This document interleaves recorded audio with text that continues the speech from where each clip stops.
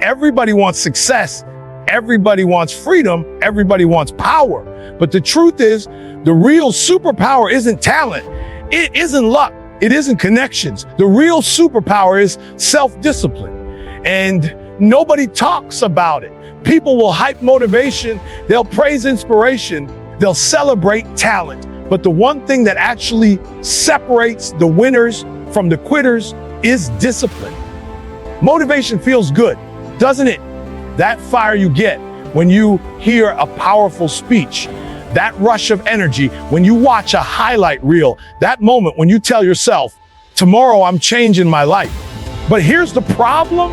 Motivation is temporary. It's fragile. It's like a sugar rush. It spikes high and it drops fast. Motivation will get you started, but it will never keep you in the game. That's why so many people start strong and finish weak. They start with big dreams. They set goals. They make promises to themselves. But the moment motivation disappears, so does their consistency. And that's where discipline comes in. Discipline doesn't ask you how you feel. Discipline doesn't wait for the perfect moment. Discipline doesn't need hype, applause, or energy. Discipline is showing up no matter what. When you're tired, when you're frustrated, when you don't feel like it, discipline says, do it anyway. And that's why discipline will always beat motivation. Motivation gets tired. Motivation gets bored. Discipline is built to last. Think about it. Anybody can work hard on the days they feel good. Anybody can put in effort when life is smooth. But champions build their lives on discipline, not feelings. They wake up when they don't want to. They grind when it hurts. They push when nobody's watching because they know feelings are temporary, but results are permanent. You can't trust motivation because motivation lies. Motivation tells you tomorrow you'll feel ready. Motivation tells you skip today, you'll catch up later. But discipline tells you the truth. Do it now because tomorrow is not promised. When people hear the word discipline, they think rules, restrictions, limitations. They think discipline means saying no to fun, no to freedom, no to life. But that's where most people get it wrong. Discipline is not about taking freedom away. It's about creating it. The people who live without discipline think they're free because they can do whatever they want, whenever they want. But in reality, they're slaves. Slaves to laziness, slaves to distraction, slaves to bad habits. The freedom they think they have is an illusion because when you can't control yourself, something else controls you. True freedom is being in charge of your own life. It's waking up when you choose, not when the alarm has been snoozed a dozen times. It's moving your body because you want to be healthy, not because you're forced to by illness. It's building financial stability because you practice discipline in your spending and saving, not being trapped in debt because you chased instant gratification. That's the freedom discipline creates. The freedom to live life on your terms instead of being held hostage by your impulses. A lot of people confuse freedom with comfort. They think freedom means doing what feels good right now. But that's not freedom. That's weakness disguised as choice. Real freedom is being able to say no when everybody else is saying yes. Real freedom is choosing the long-term reward over the short-term pleasure. Discipline gives you the power to control your choices instead of letting your choices control you. The moment you master discipline, you stop being a prisoner to excuses, to temptations, to your environment. You start living by design, not by default. Everybody is looking for the big moment. That one breakthrough, that one opportunity, that one lucky shot that changes everything.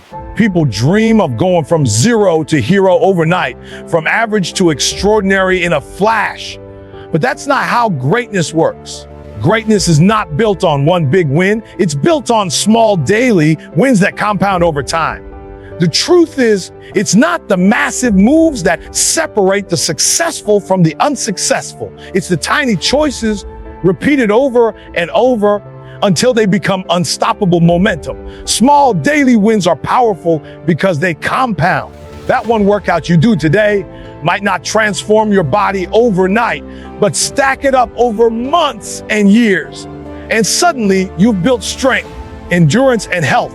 That 1 hour of studying might not make you a genius, but stack it up day after day, and suddenly you're ahead of everyone else. That one disciplined choice to say no to distractions, to stay focused, to keep your word to yourself. It doesn't look like much in the moment, but over time, those little victories create massive change. Every single day, you're casting a vote for the kind of person you're becoming. Every day, you're either reinforcing weakness or building strength.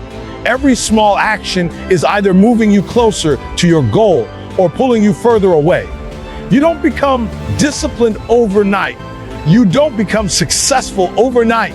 You become it through thousands of small wins stacked on top of each other until they can't be ignored. Discipline is not loud. It doesn't announce itself.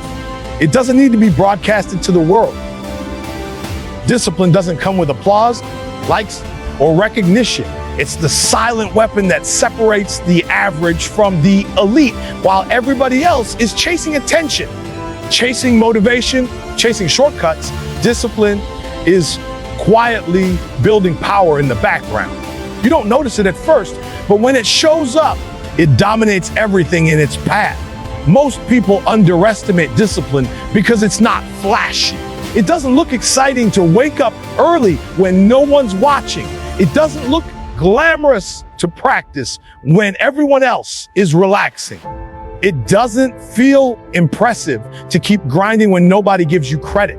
But that's why discipline is dangerous, because while everybody else is distracted, you're stacking wins in silence.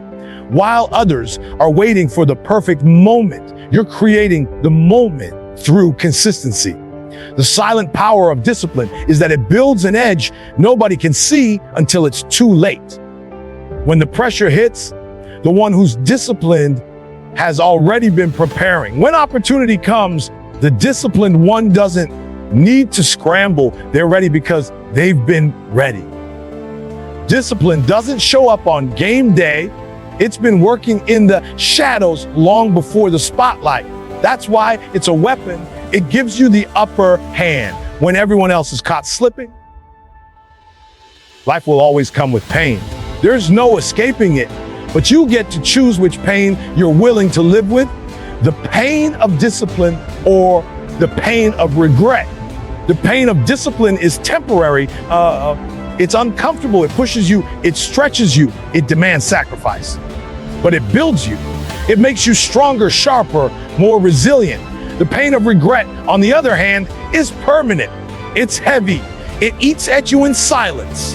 It's the weight you carry when you realize you could have done more, but you didn't. That's why the most dangerous words in life are, I wish I would have. Everybody wants success. Everybody wants freedom. Everybody wants power. But the truth is, the real superpower isn't talent. It isn't luck. It isn't connections.